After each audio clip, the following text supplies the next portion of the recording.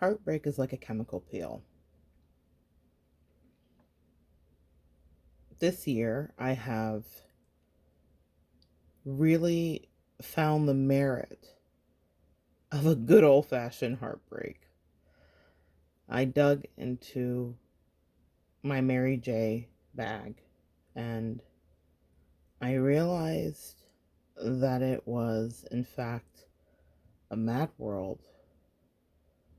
But sometimes we subject ourselves to things that will, in the long run, be for the greater good.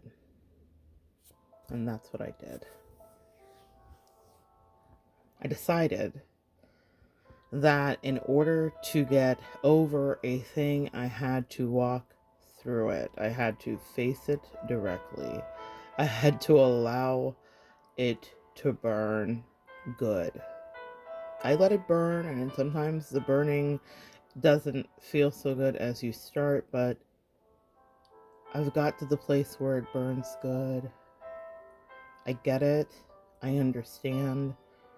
You know, when you go in for a chemical peel, you don't really feel it while it's happening, right? Your skin is absorbing. There's a delayed reaction with the acid or whatever they're using to get the reaction.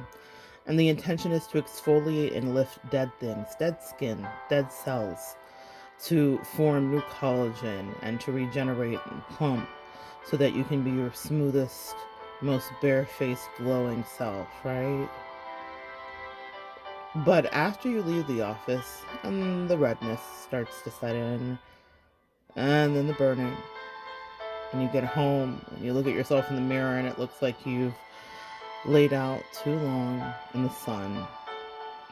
And then in the subsequent days, you transform before yourself, before your family's eyes and your eyes, layers of skin, big, huge flakes come off, and it's weird, right? It's weird.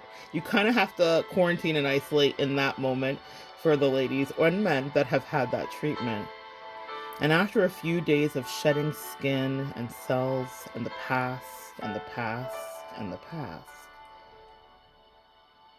a new fresh thing emerges. This skin you haven't seen in so long.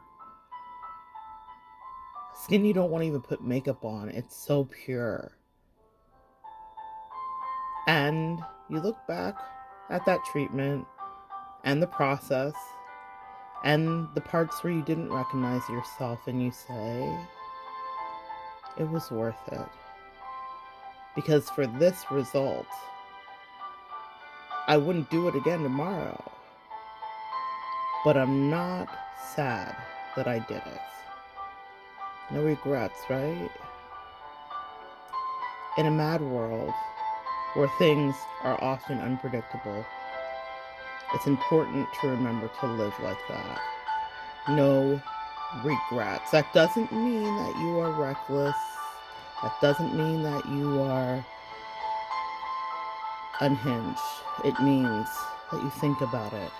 What do I stand to gain from this pain? That's the way to look at it.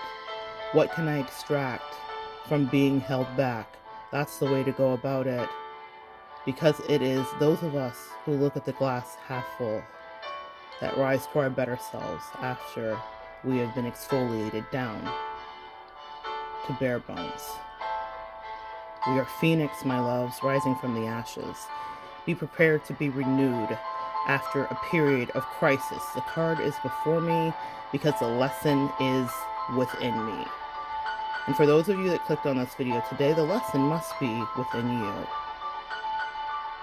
Find yourself, center yourself, and realize that you laid on that table because you wanted to see something differently. You wanted to be different. You wanted to embody change. And that does not come without pain. Thank you guys so much for joining me. Come back next time and join me, and we will continue to evolve together.